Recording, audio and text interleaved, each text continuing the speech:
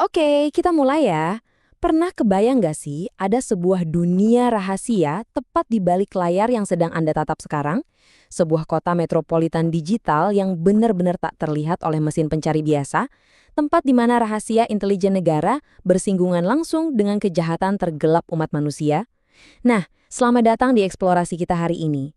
Kita bakal mengungkap fakta-fakta yang dijamin bikin Anda geleng-geleng kepala soal jaringan rahasia yang kita kenal sebagai Deep Web dan Dark Web. Duduk yang santai karena realitas dari jaringan ini jauh lebih aneh dan pastinya lebih menegangkan dari fiksi manapun. 0,005%. Saat kita dengar kata dark web, berita-berita di luar sana sering banget menggambarkannya seolah-olah itu adalah dunia bawah tanah raksasa yang mendominasi internet.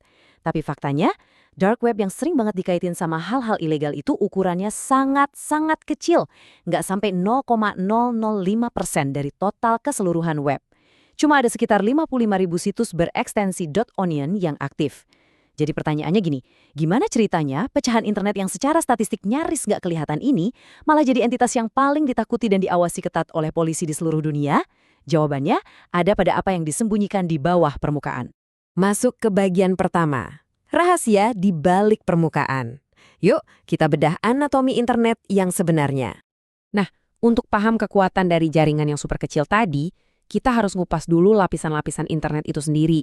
Sehari-hari, kita kan asyik berselancar di tempat yang terang ya, pakai mesin pencari, baca berita, atau belanja online. Tapi itu tuh cuma permukaannya doang, ibaratnya kayak gunung es raksasa. Banyak loh yang ngira deep web dan dark web itu barang yang sama. Padahal beda jauh.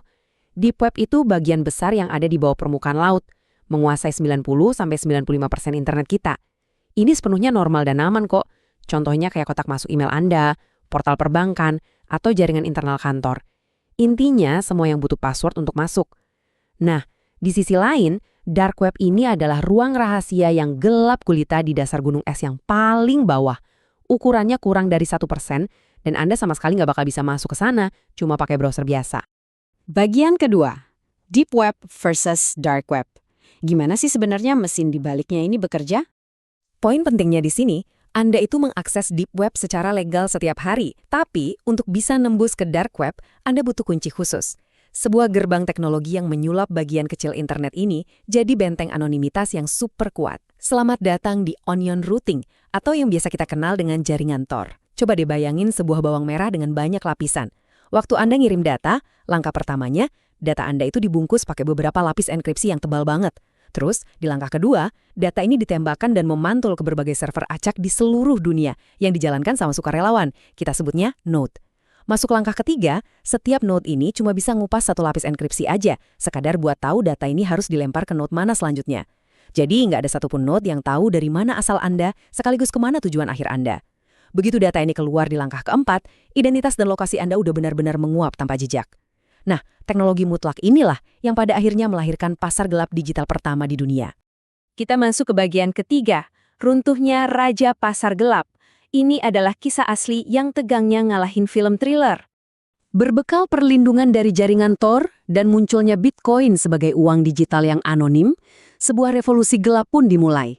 Ini kisah tentang seorang pemuda idealis yang manfaatin anonimitas absolut untuk ngebangun kekaisaran bernilai miliaran dolar.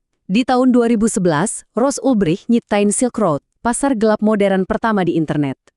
Dia beroperasi pakai nama samaran Dread Pirate Roberts. Segala macam narkoba, sampai data ilegal, dijual bebas di sini. Selama bertahun-tahun, FBI dibikin pusing 7 keliling buat ngelacak dia. Sampai akhirnya, di pertengahan 2013, seorang agen IRS bernama Gary Alford nemuin satu petunjuk kecil yang fatal banget. Sebuah username Altoid di forum biasa, yang ternyata dengan cerobohnya pernah nyantumin email asli Ulbricht bertahun-tahun sebelumnya. Puncaknya pecah di bulan Oktober 2013. Waktu itu Ulbricht lagi duduk santai di Perpustakaan Umum San Francisco. FBI tahu betul, kalau dia sampai nutup laptopnya, sistem bakal otomatis mengunci semua bukti selamanya. Jadi, dua agen rahasia pura-pura berantem hebat tepat di belakangnya. Pas Ulbricht nengok karena kaget, agen yang lain langsung nyambar laptopnya yang masih nyala. Ulbricht pun divonis penjara seumur hidup. Tapi, kejutan terbesar dalam sejarah terjadi di bulan Januari 2025, waktu Presiden Trump secara resmi ngasih dia pengampunan penuh.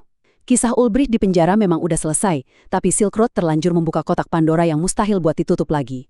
Soalnya, Ibarat monster hidra, potong satu kepalanya, maka akan tumbuh banyak kepala baru yang lebih ganas. Ditutupnya Silk Road justru jadi pemicu lahirnya generasi pasar gelap yang jauh lebih masif dan terorganisir. Salah satunya raksasa baru bernama Alphabet. Coba dengerin pesan mengerikan dari The Snake, orang kedua di Alphabet, pas dia ngebangkitin lagi pasar gelap itu. Dia nulis, "Saya ingin mendedikasikan ini untuk Alpha 02 yang pertama dan utama. Kita berjanji untuk berjuang sampai akhir. Disinilah saya menepati janji." Kata-kata ini ngebuktiin satu hal yang jelas. Ngebrangus server atau nangkap satu bos besar nggak akan pernah bisa matiin ideologinya. Bagian 4. Operasi Bayonet. Sebuah mahakarya taktik jebakan siber berskala global. Pihak kepolisian akhirnya sadar taktik grebek-grebek biasa udah nggak mempan lagi. Mereka butuh strategi yang jauh lebih licin. Masuk ke tahun 2017, tensi memuncak. Aliansi Polisi Internasional bergabung buat kelakuin serangan cyber paling mematikan yang pernah ada. Operasi Bayonet ini benar-benar mahakarya penipuan taktis tingkat tinggi. Alurnya gini, pertama FBI bareng kepolisian Thailand nyerang dan matiin Alphabet. Sesuai prediksi dong, ratusan ribu pengguna dan penjual langsung panik. Mereka buru-buru mindahin lapak ilegal mereka ke pasar saingan terdekat, yaitu Hansa Market. Bener aja, Hansa langsung ngalamin lonjakan pengguna sampai 8 kali lipat dalam semalam. Tapi ada satu hal yang nggak disadari sama sekali oleh para penjahat ini. Sebulan sebelumnya, Polisi Nasional Belanda tuh diem-diem udah ngeretas dan pegang kendali penuh atas server Hansa. Gila kan? Ini dia, plot twist paling briliannya. Hansa itu bukan tempat pelarian yang aman buat mereka, melainkan The Ultimate Honeypot, sebuah jebakan madu raksasa. Polisi Belanda sengaja nggak langsung matiin situsnya. Malahan, mereka ngotak-ngatik kodenya secara diam-diam.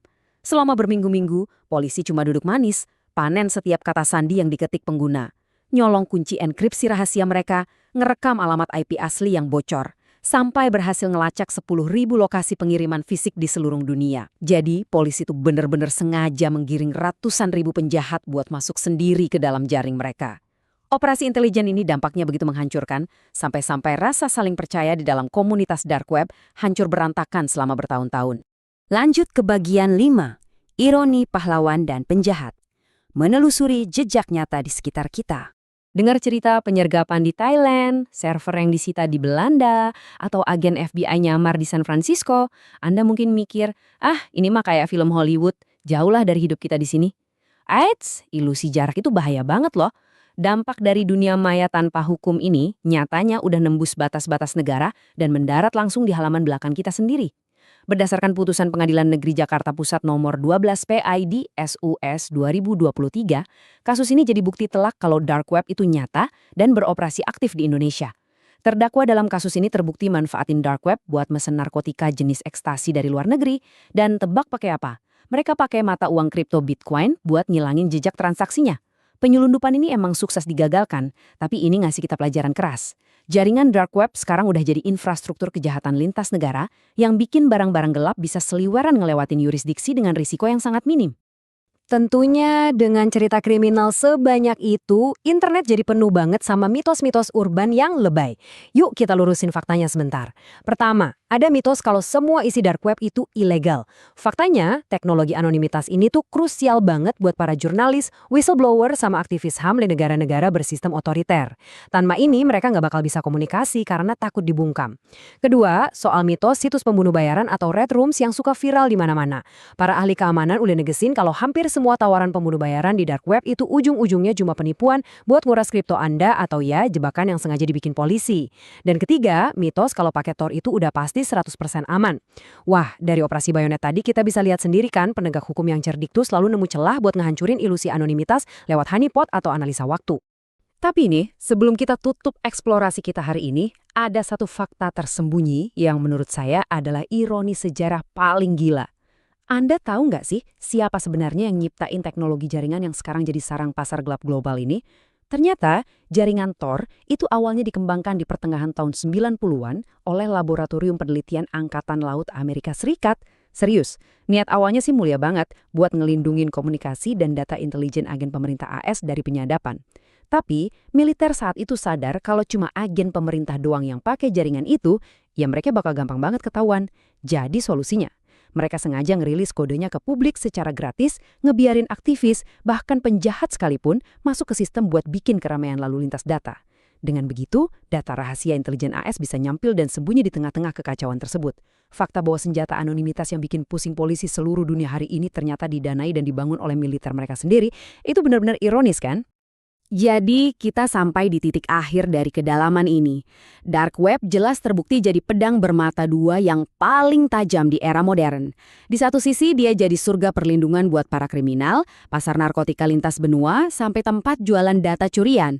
Tapi di sisi lain, ini adalah benteng terakhir untuk privasi sejati dan kebebasan berbicara, di tengah maraknya pengawasan digital massal yang ngawasin kita tiap hari. Ini bikin kita harus mikir dan merenungkan satu pertanyaan penting.